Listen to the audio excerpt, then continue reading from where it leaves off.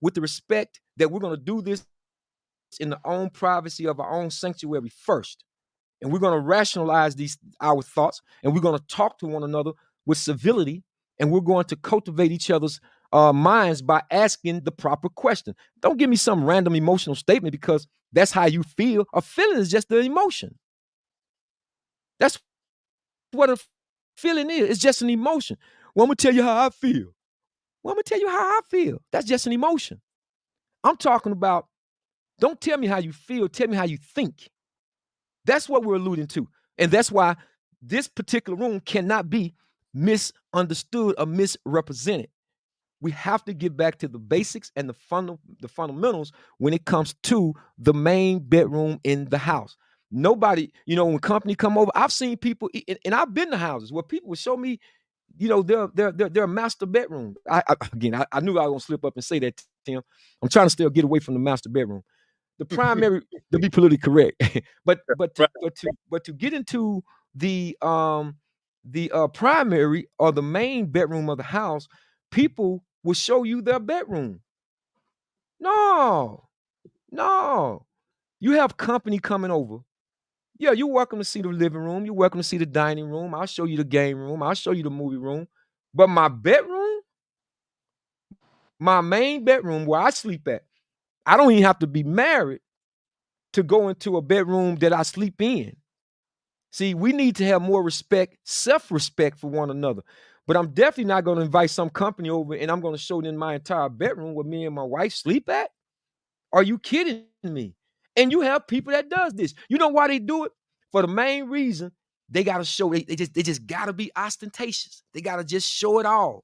Let me just show them what my bathroom look like. Oh, I got the jacuzzi. I got the two his and her sinks. I got this.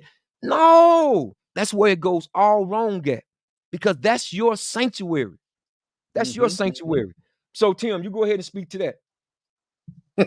See, we talking about bringing people to the bedroom, right? We talking about television, right? We said television and people bringing people to the bedroom. Big problem is right now is people bringing them electronics into the bedroom. See, they got all these electronics and everybody's on their phone. One person on the phone looking this way, another one on the phone looking the other way, or they on their pad. And so now you got this separate deal and they're not intimate. And then they fall asleep. One falls asleep and one stays up. Some still on their phone, the other one went to sleep. Intimacy is gone because now they invited other people into their bedroom. Some is FaceTime and some stuff, right? Or doing a little program where they're actually going live and stuff like that. So it you got to have some balance with all of this, because some is a way of life now. Because actually it's a whole business, and we're well aware of it. Okay, just to let you know, we're well aware of it. But at the same time, there's a balance. And so with that, you got to be able to get off the electronics too in the bedroom.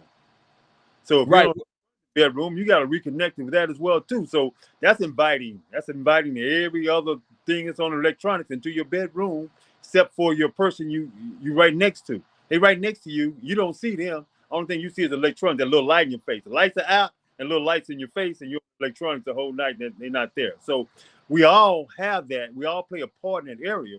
And so we all got to make sure that we don't let the electronics take over our intimacy with our partner. Right, sure. And I'm reading what Brother Kamal Devin is saying. He said, okay, let's get to the core. What should this room consist of, my brother, to ensure the positive energy flow? What should it consist of? I think I kind of outlined it, Tim. You want to speak to that? But I stated earlier that I think number one, first and foremost, for me, is prayer.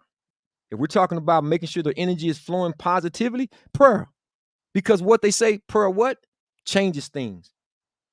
Prayer is the let me give it to you like this, brother Kamal.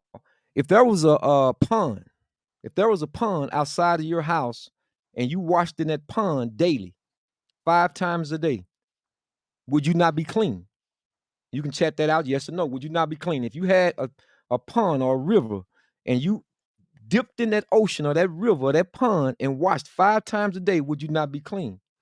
Well, that's what happens when you in prayer, because they say cleanliness is next to godliness. And prayer helps cleanse the soul. It cleanses the soul. That's what prayer does. So if you're doing that daily, whether if it's in the morning, the afternoon, the midday, when the sun set, and even late at night. If you're doing that daily, and I think that the scriptures talks about praying without ceasing, right? And that how many times David prays 7 times a day. And in our faith, we pray 5 times a day, right? Because it cleanses the soul.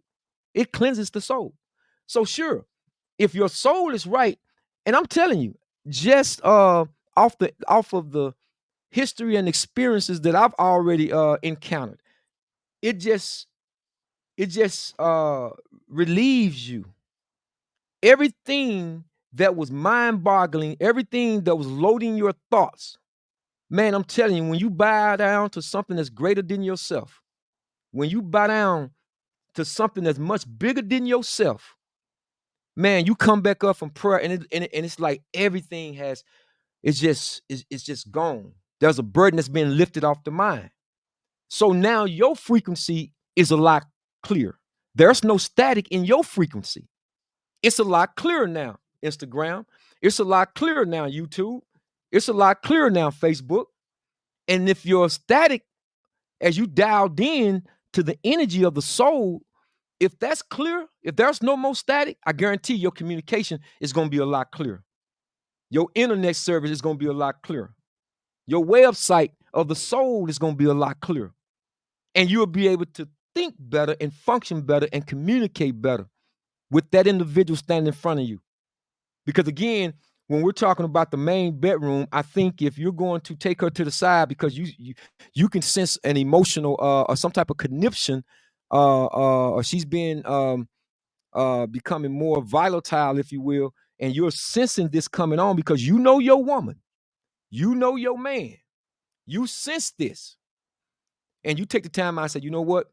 Let's excuse ourselves for just a brief moment because I feel like this is going in a direction that I don't need for this to go, and I don't think you want this to go. All you gotta do is take out 2 to 3 minutes, or 10 seconds, just to say, you know what? Let's go to our sanctuary. And we don't need everybody. We don't even blast whatever we're about to discuss all over the radio, meaning all over the house in this situation. And you go in there and you hammer that out. You hammer it out. It's called negotiation for a reason. You go in there and you negotiate. You're not going to win every single thing. That's our biggest problem, Tim, that when we get engaged in hyperbole and conversation and it gets emotionally, we get emotionally caught up. We want to win the whole entire argument and never take a look at what it is that we did wrong. What is it that I said, or what is it that I could have done better? See, that's the whole challenge right there. Not that you're right or wrong, but what could I have done better? See, better. That's why I love this Arabic word called hasanah. Hasanah means excellence. It's excellence, but it's the kind of excellence where it doesn't retard your thinking. There's no negotiation in hasanah. Hasanah is, and if you look it up and understand how the Semitic word moves, it's vertical. Because we're talking about the horizontal dimension, right? It's vertical. The energy starts.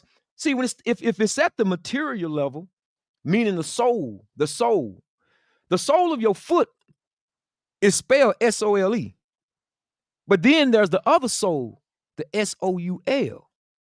And when the SOLE is connected to the earth, that's why they say, they're saying when they say you're so heavenly, you're so heavenly bound, earthly good. No, God wants us on the earth. He don't want us looking up in the sky for so long that we don't get anything for ourselves in this earth. So the soul, SOLE, is connected to the material earth because God wants us to get us some of this material life. As he says in the scriptures, who have said to you that you cannot have some of this material world? Yeah, who told you that? Because this world is open to everybody, even those who don't believe in him. But only the special group of people will have his true blessings. And so the soul, SOLE, is connected to the soul. And that's the reason why you're on the journey to find your soul mate, because that's vertical. That's vertical. That's on another higher level that reaches above the consciousness. It's in the conscious state of mind, not in the physical, as you always hear me talk about the base urges. It's not below the waistline. That's not the real you. That's not the proper you. It is above that. as they say, it's above the Mason-Dixie line, if you will. It's nothing about this journey in this particular life, especially when we're talking about communication. You have to be able to see it for what it is. If you don't have a trained eye, and I'm just not talking about a physical eye, you got to have that spiritual eye. They call it the mind's eye, or the basic, when in science they call it the basic ganglia. The basal ganglia, where you're able to see something so deeply to where other people just won't get it. They just won't get it. And some of the things I'm talking about right now are really basic. They're really basic. It's just common sense. You refraining yourself, you holding back, not showing or overexerting yourself with all this emotion that you have built up, and just taking the time out to pause just for a few seconds to go into that private sanctuary, that main room, that primary room. If we were to do that, I think, Tim, that is a starting point in the right direction when we're in these relationships, as opposed of, okay, you sleeping on the couch, I'm not going in the room because she mad, and I'm gonna go upstairs. See, you, the whole relationship, the foundation, it's gonna collapse. It's going to collapse. So again, there has to be a fundamental communication that's going on, man, and that's a constant day-to-day battle, Tim. Yeah, and I would say conflict resolution always gonna be a day-to-day battle, and that's a part of it. As we start to work together and learn the skills. It's a skill, so learn it. Take the time to do so. We learn skills about everything we do. We go work for somebody, we learn the skills, right? You want to work for Right, yourself, you learn the skills. You want to be a leader, it's naturality about you. It's a naturalness about actually being a leader, but also it's a skill. There's a skill to actually leading people and actually having galvanized and pulling people together. Same thing you're gonna do in the bedroom. So when we come in, we talking about that place, that sanctuary. That's a place of prayer, but also with not only that, then you expound on that so graciously and so well, Jabril, about prayer. And so, but it's also a place of spiritual connection, as you mentioned, but also sharing moments. You know, share your moments of the day. That's what you share. That's how you keep connected. So you don't have, like you talked about, the tailor. You mentioned about what the tailor does and how well he knows. right, right. Absolutely. Well, if we sharing moments, we are measuring each other at that time, because we actually talking about what's intimate. We're having these intimate moments of sharing what's going on with each other. That's intimacy, right? And intimacy is what's so important, because that's our connection. That's a spiritual connection. And then when you're in the right place, and you vibrating on the right same frequency, then you're sharing vision. You're sharing your sensuality with each other, right? You're sharing Right, your care and love for your children if they're coming, or you having children, or you're right, not going, or your ideas of travel, right? You want to travel together and see some places because you want to learn some, or you talk about your experiences and the love and your growth about seeing new places and doing new things together, and experiencing new moments, right? Or you right, sharing moments done before that was so joyful or so funny, life experiences, things that other person don't even know anything about. Because in the bedroom, sharing those intimate moments are the times I found out more things that I never found out before. Because we start talking about little stories, and we start reflecting on different stories at different times, and that closeness and that right. vibration. You can feel The bonding love. part of it. Right, Yeah, you want to be a right, part of that strong. You're like, man, I can see this. I can see how we can just do this down the road. We got a lifetime connection right here. So yeah, we got to do our conflict resolution so we can get to those moments of joy and peace. Because like we said before, joy is your spirituality. That's who you are. Joy comes within. It's not hard. We just got to go back and find it, and don't let the other things get in the way of it. You got to be your joy, and therefore you can actually share with the other person. Because until you decide, hey, because that's what it was.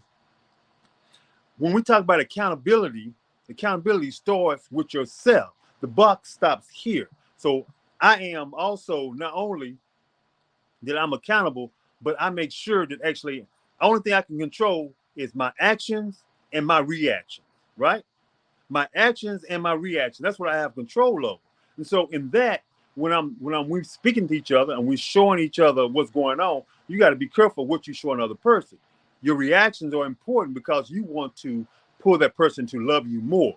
You're not trying to make the person love you less, but you're not also trying to, compromise yourself to where you feel devalued.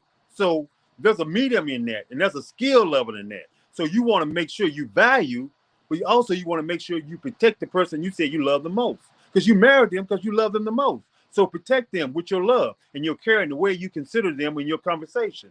But at the same time, don't devalue yourself while you're doing it. Okay, let me repeat. We're coming up on 15 minutes up on the hour, and I want to remind us that this is episode 52, Cheating the Bedroom. Why this room is the most misunderstood or undervalued room in the house. And we started out on the show. I'm just kind of recapping for those of you who are still just coming on onto Instagram as well as Facebook and YouTube Live. We recapping this, that we started out talking about the history of this word bedroom and how it started being used as the bed chambers, and how it evolved from the bedroom to the master room. And because realtors thought that it had a little bit more overly racially tones to it, they started calling it the primary. So now if you're looking for houses, they just use this as the main room or the primary room, right? Okay, so we're talking about that. And then we covered just talking about the quote that they have Jesus saying in the New Testament regarding there are many rooms in God's house, or some say many mansions, right? But one of these rooms was created to be the sanctuary. It was created to procreate. Yes, sex is one of them. We won't play with that. We know, as my brother Kamal Devin was saying, well, what is the to keep the energy flow going? Yes, we absolutely know that, right? But I also say we can't undervalue the room, because I think what has happened, again, recapping, I stated that somewhere the communication has broken down and we've gotten lost in the communication aspect, because women begin to think that that's the only way that we saw them, right? Once we hit the bedroom, it's zone, like Animal Kingdom or something, where sometimes they just want to be held or cuddled and watch a movie together in that sanctuary. Well, that's a lot of truth to that, though. And I'm talking to the guys specifically. There's a lot of truth to that. Because the greatest, I stated earlier, the greatest thing that we can do is to cultivate and stimulate the mind, the intellect, right? And if we're striving for excellence, there has to be some mutual consent or some mutual agreement, and I think this is very, very, very important. Now, again, sometimes your schedule could be off, because you could be self-employed and like to stay up at night. You could be having to be at work at 7 a.m. in the morning, and so the schedules could be off. But at the same time, you have to have effective, not just communication, but effective communication. And this is why we do shows like this, right? Because as Tim was telling me earlier, I try to come up with certain topics and stuff that's going to pique your interest and provide insight. Like, who's actually doing a show that's talking about the square footage of a bedroom? Who actually does that? Because even when you're going to buy a house, you don't really take out a measuring stick and start measuring measuring tape and measuring, if it's 25 by 25 or whatever, right? No, that's not. You just look at what you see, and you can kind of determine if that space is big enough for you or not to fit a queen size bed or a king size bed. But you're not looking at the symbolic meaning, the metaphors of the room itself and how it relates or correlates to the scriptures. Because I found it to be, now maybe you don't take it for such, but I do. I find because just like in architectural designs, there's wisdom and scriptures behind blueprints. It is. You think people are just drawing stuff up when they sit up there and put up the what's one of the tallest building over in Dubai, what's the Burj building, or the Empire State Buildings, all these great architectural designs. You think they just throwing buildings up?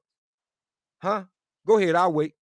You think they just putting up buildings and they don't have no engineering technology that's going to support what's in their mind, right? No, it's not the way it's done.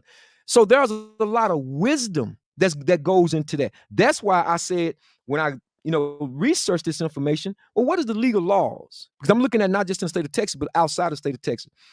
But since we are in Texas, I said, okay, well, what are the legal laws? They could have said it can't be less than 60, it can't be less than 50. But why 70? Why 7 in a horizontal dimension? So you just think that's just out of our most, it's no big deal, da da da da.